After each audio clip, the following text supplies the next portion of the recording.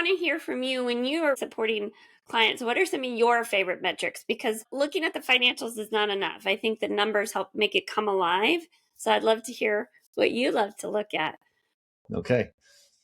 When I'm dealing with a brand new client, similar to you, I like to try to get an idea of what's there, what's going right, what's where there's opportunity for improvement, what the trends are, what the baselines are.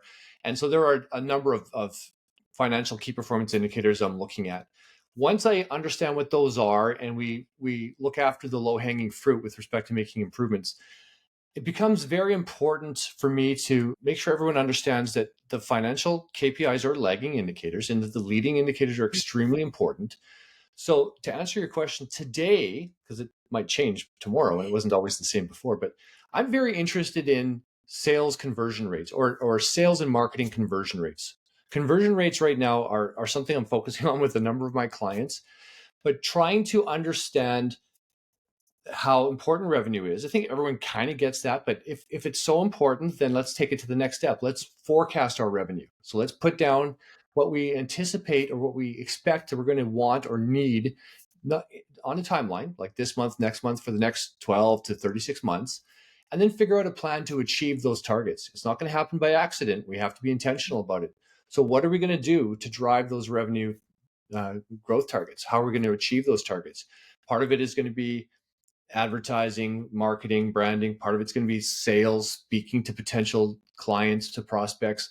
Part of it's going to be customer service, reducing our churn rate. Part of it's going to be managing our rate increases year over year, trying to keep up with inflation, trying to keep up with scope changes. There's so much of it. But to build, I've been working on this with some of my clients, to build a sales funnel, sales and marketing funnel, understanding what brings the leads into the top of the funnel, understanding the different stages within the funnel, like how do we take a lead and get that to somebody who's interested in us? How do we take somebody who's interested and get them to the point where they actually want to engage with us and have a discussion with us? How do we get somebody who has a discussion with us, get to that point where they actually want to do business with us? Along the, like in that sales funnel, in order for them to go from the top to the bottom, they have to be converted from each stage. And it's not necessarily something that is actionable at every step, but there are behaviors and activities within that sales funnel that we can be intentional about, that we can plan for, measure, manage to, that we could potentially improve our conversion rates. And how important is that? Well, it's sometimes you have to put this on a spreadsheet.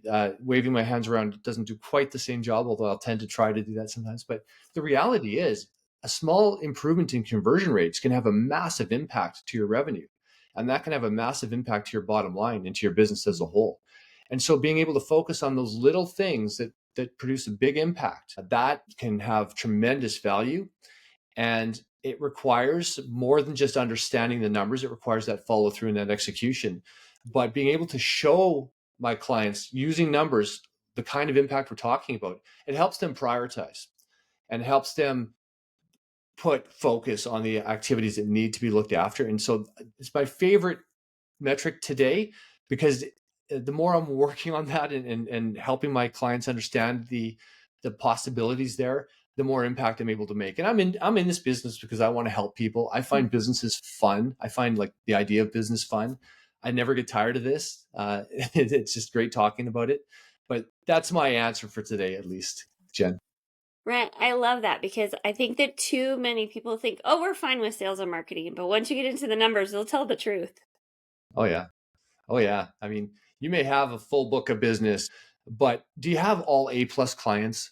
You know, do you love them all? Are you able to drive the maximum impact with all of them?